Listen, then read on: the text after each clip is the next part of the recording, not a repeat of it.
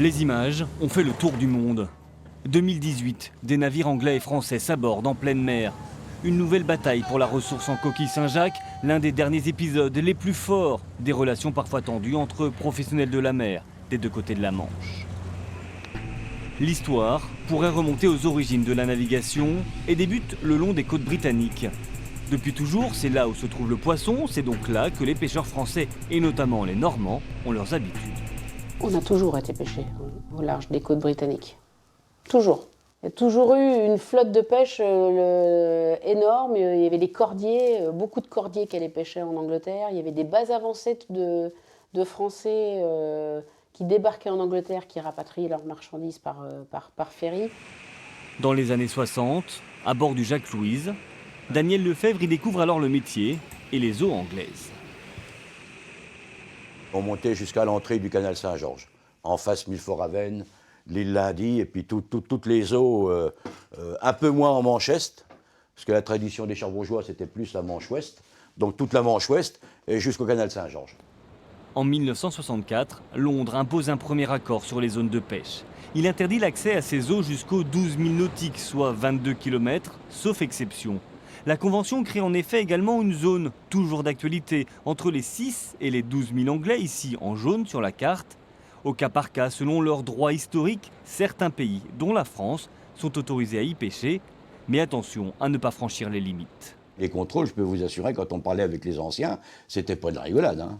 Donc c'était encore avec les hommes armés, mitraillettes et tout, et c'était le déroutement vers la Grande-Bretagne, le jugement, la saisie, plus les amendes, etc. Donc les relations étaient quand même assez épineuses.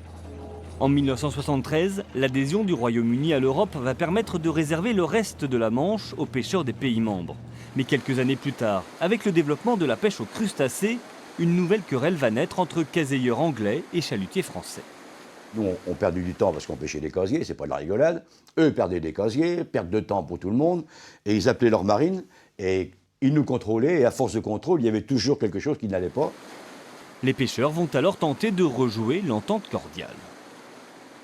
On s'est dit, il faut trouver une solution, il faut que tout le monde travaille, hein, tout le monde a besoin de gagner son pain, plutôt que de se taper sur la figure à coups de fusil, ou à coups d'élingue, ou à coups de canette de bière, quand on s'abordait, voire casser des bateaux.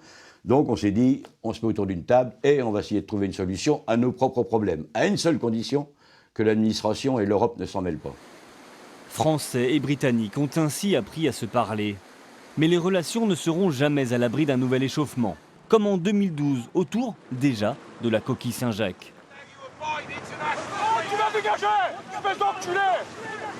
Cette fois, ironie de l'histoire, ce sont les Normands qui voient arriver leurs voisins dans les eaux tricolores.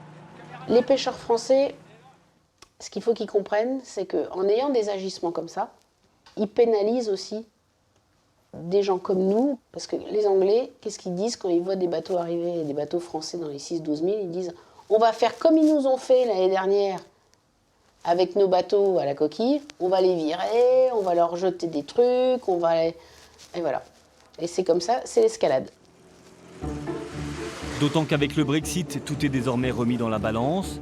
Et si les eaux britanniques devaient être interdites aux navires normands, c'est bien vers la baie de Seine que les chalutiers iraient se reporter, en concurrence directe avec leurs collègues français.